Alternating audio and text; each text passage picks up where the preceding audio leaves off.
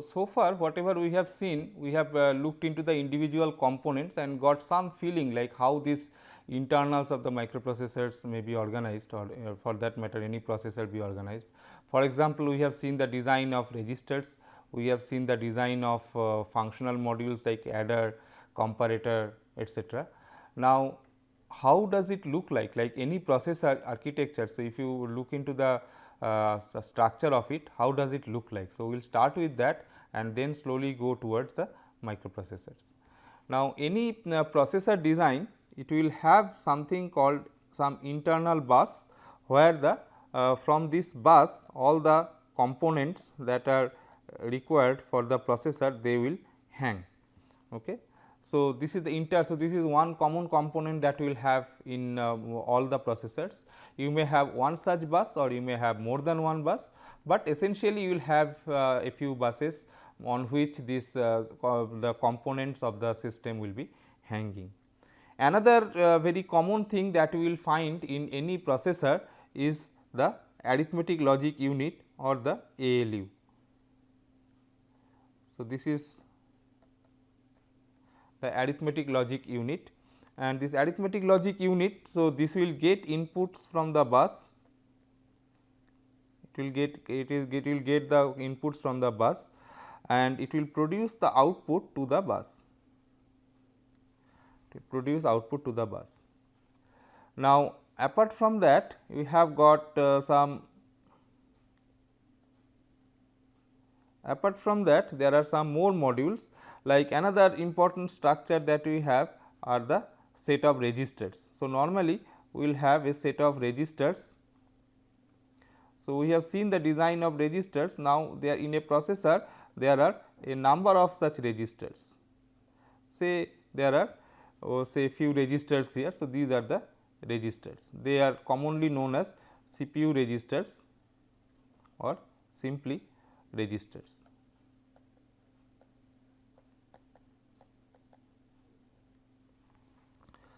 Now, these registers are connected to the bus, so that the contents of these registers can be made available on the bus, and you can add the content or two registers using the ALU, or you can compare them, you can do any operation using the content of these registers and doing the operation by the ALU. Apart from this, so there are some other important components that we have in the system. One is known as the instruction register, which is a special register. Okay. So, this is called instruction register.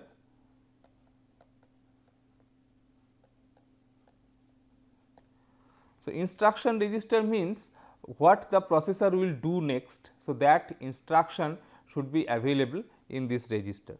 So, when a processor starts working, what it essentially does is that it gets the instruction from the memory and loads it into the instruction register, and then tries to understand what is the meaning of this instruction, and after understanding that, so it will do that operation by getting the proper operands and all that. So, this instruction register content, it goes to another module which is commonly known as the decoder, and this decoder, it generates the control signals. It generates the control signals that will be required for doing the operation. So, these are the control signals that are generated. So, we will slowly understand what does this control signal, what are these control signals, etc. Now, there is another special register in any processor which is known as the program counter, which tells like what is the next instruction that will be loaded into the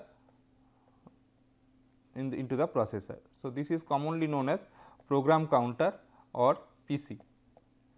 In some processors you will find this is called instruction pointer or IP. Essentially, they are all same.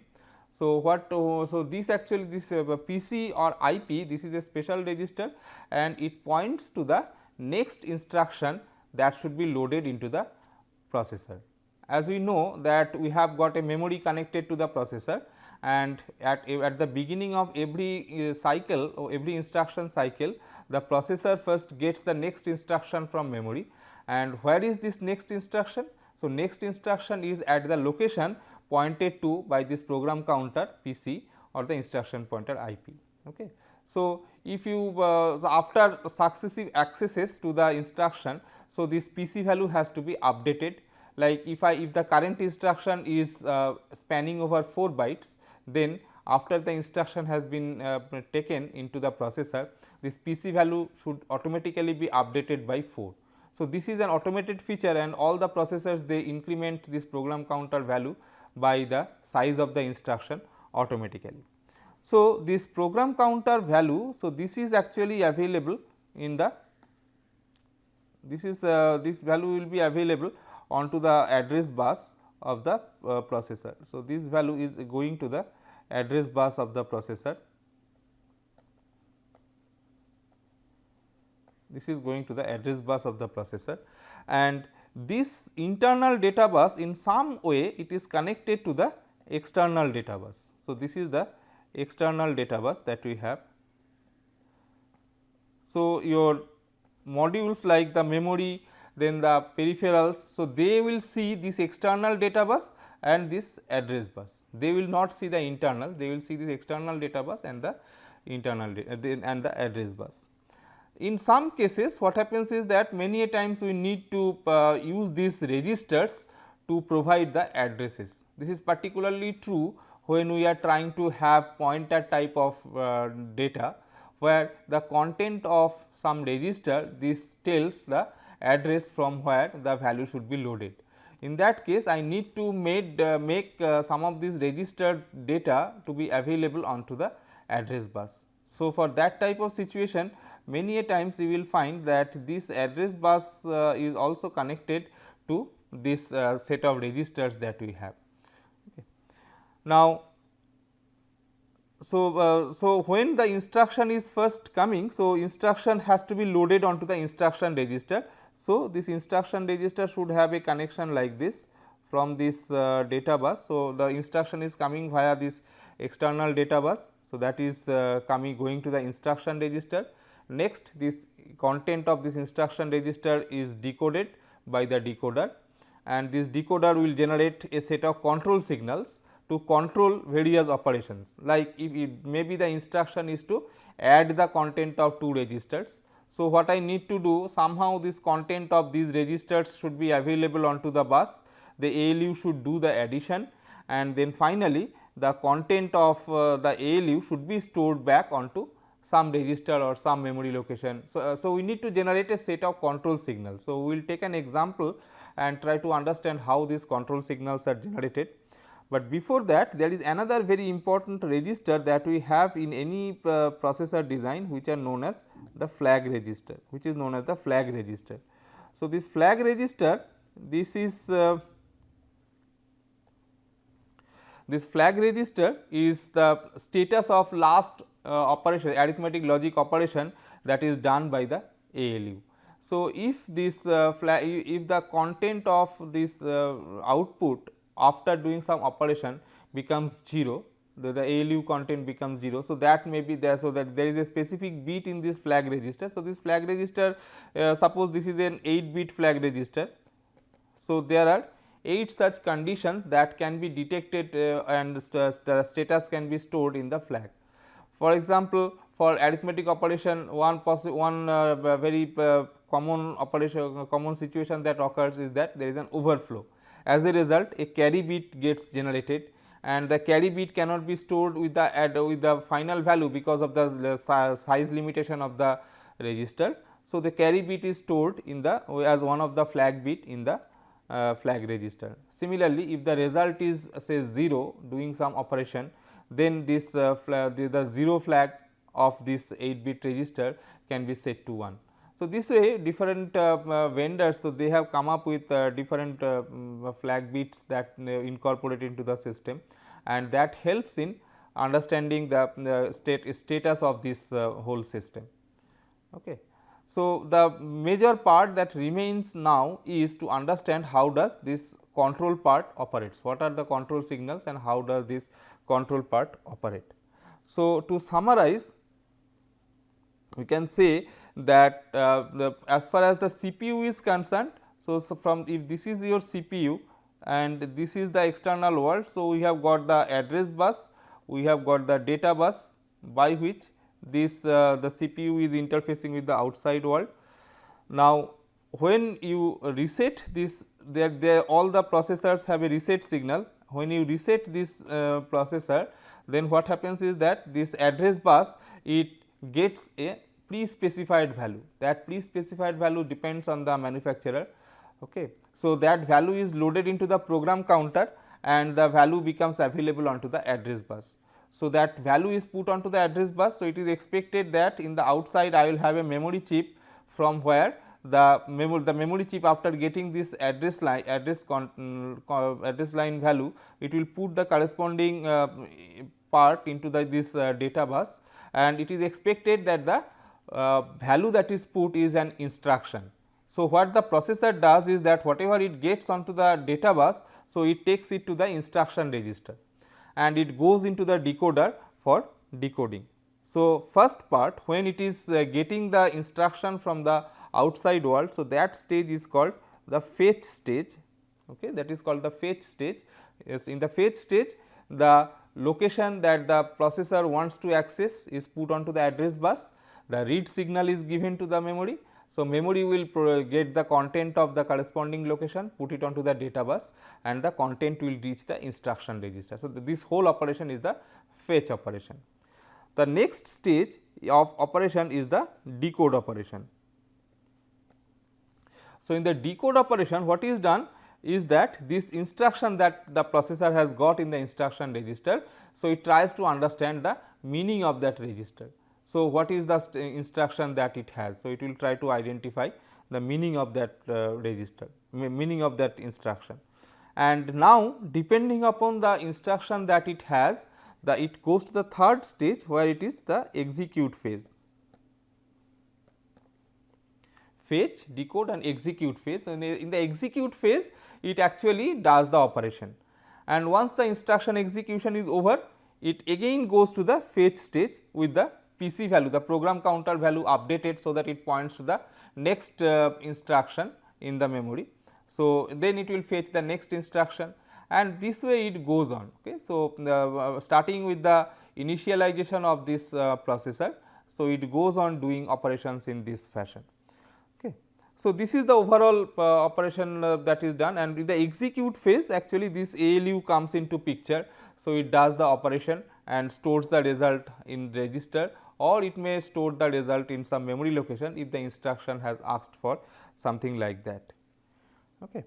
Now, we will look into another example to see like how this control part is working, this decoder part, how is it generating the control signal. So, that part how is it working.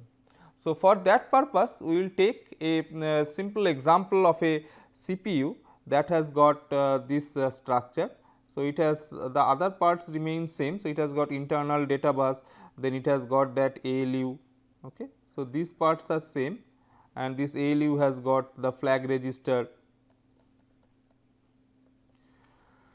Now, we assume that there are 3 registers. Instead of having a for the sake of understanding, we assume that there are 3 registers R0, R1 and R2.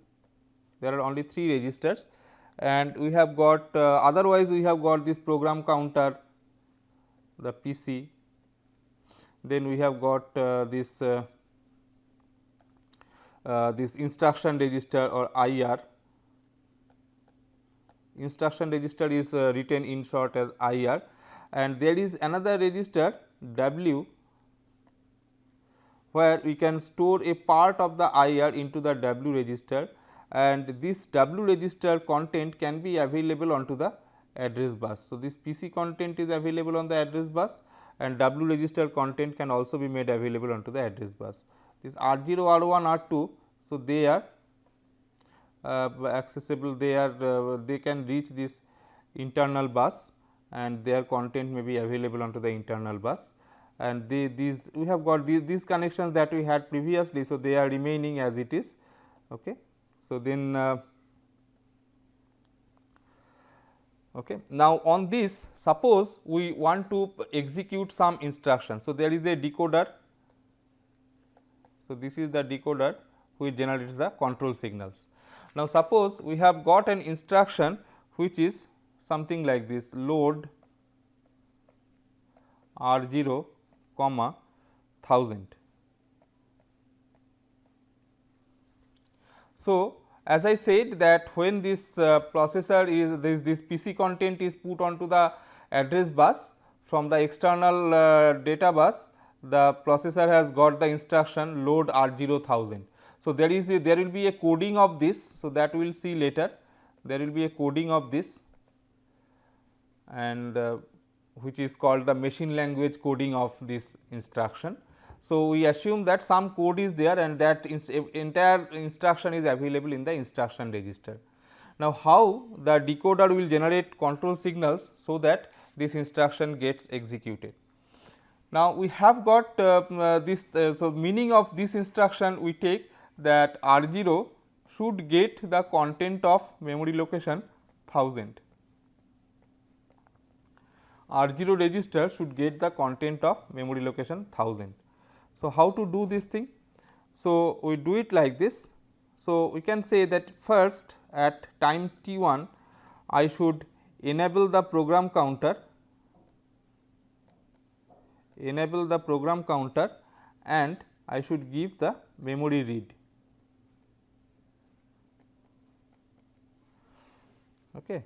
So, this actually initially the processor puts the program counter value onto the address bus and gives memory read. As a result, this load R0 1000 whatever be the corresponding code will be available onto the data bus. The memory will put the content onto the data bus. So, that will be coming.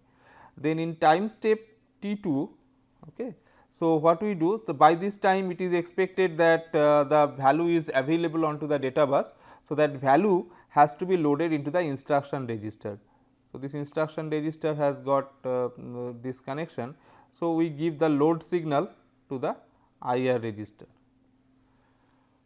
So, this enable signal is actually the output enable. So, when I say enable PC, so that in the when this PC it has got that control signals like enable, all the registers have got this type of control signal enable and load. Similarly, this R0, R1, R2 they have got individual control signals like enable R0, enable R1, enable R2, load R0, load R1, load R2 like that. So, when I say that it is enable PC, then only the content of the PC will be available at the output. Similarly, if I say enable R0, then the content of R0 register will be available in the internal data bus, otherwise it is not. So, you see that the value is available here on the data bus, and I have given load IR control signal to this instruction register. So, this has got the load signal, load control. So, the load control, the decoder generates load control at time t2. So, the value, this instruction will be loaded into the instruction register. Then at time t3 it will do the decode operation, okay. It will do the decode operation, and also it will increment the program counter. So, the program counter register, it has got another special control which is the increment. So, it gives the increment signal to the program counter, so that the program counter is incremented to the next value, so that it can access the next instruction. Then at time t4 what is to be done? So, I have to give this, see this in the instruction register I have got the content of this whole thing. Okay. So, if you look into the code of this, some part, if this coding is say this coding is say some say 16 bit coding, out of that the first few bits, so they will correspond to the keyword load, like there can be other operation like add, sub, etc. The first few bits may identify that this is a load operation. So, this is in this part I will have the code for load instruction. Then the next few bits may identify the register onto which you want to load. Now, in this case we have got 3 registers. So, 2 bits will be sufficient. So, these 2 bits will identify the register where you want to load, and these remaining bits, so they will identify the address from where you want to load. So, this part is actually the value, this will hold the value 1000. Now, what is required? Now, this entire thing is there in the instruction register now. So, from this instruction register, so this part should be made available onto the address bus, okay, so that the value can the memory will be putting the value onto the data bus, and the data, the location content can come onto the data bus.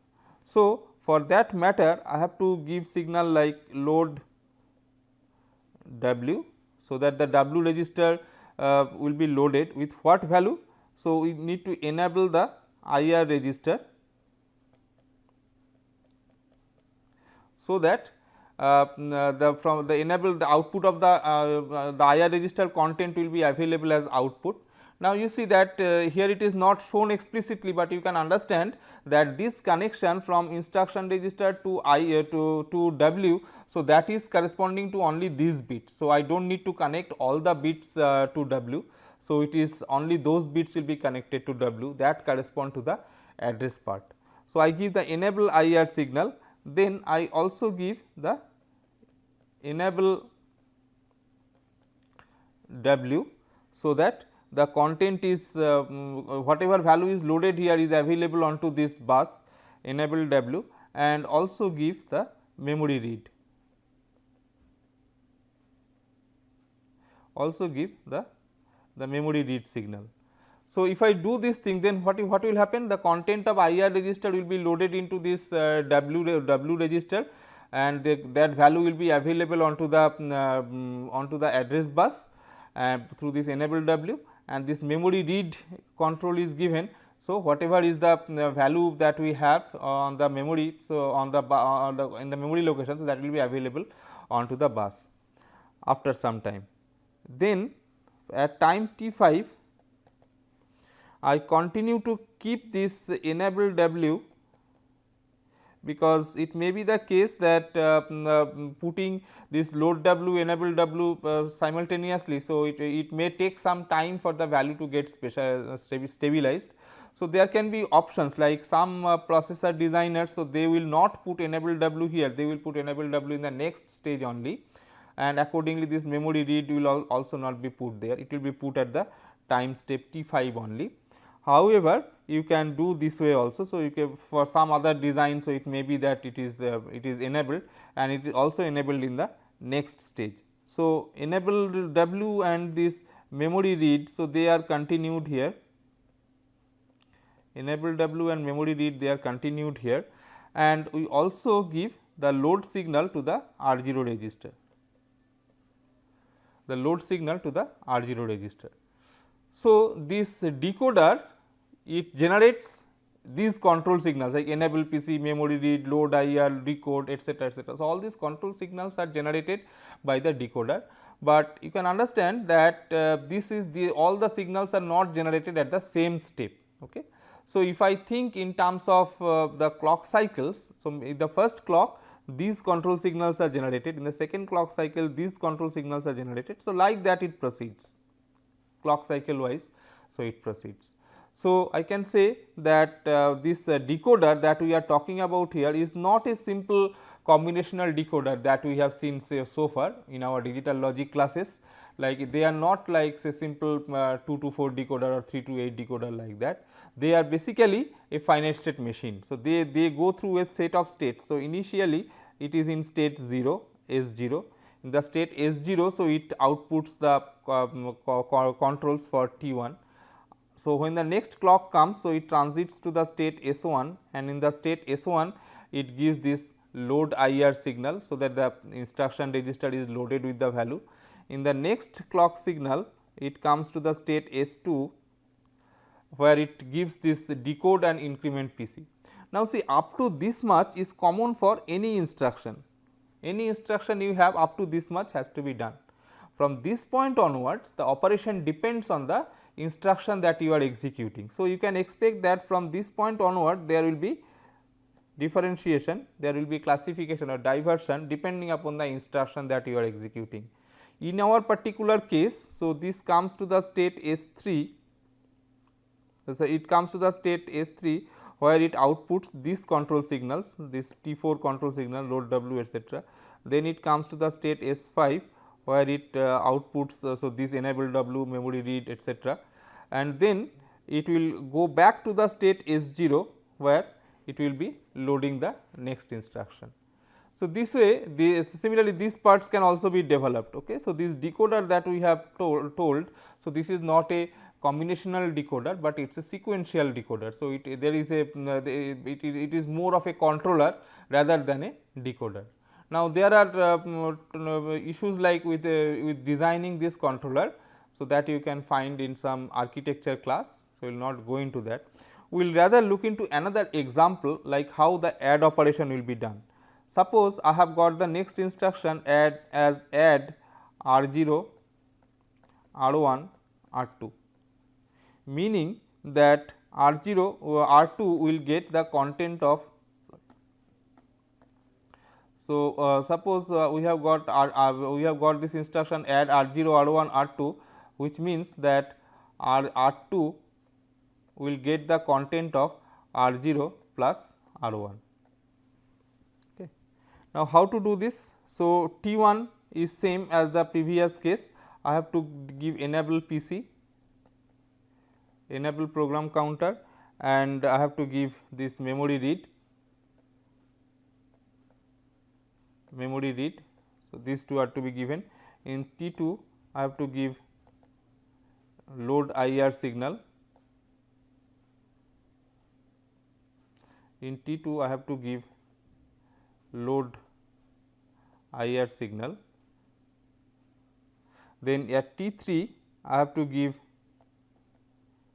decode and increment PC,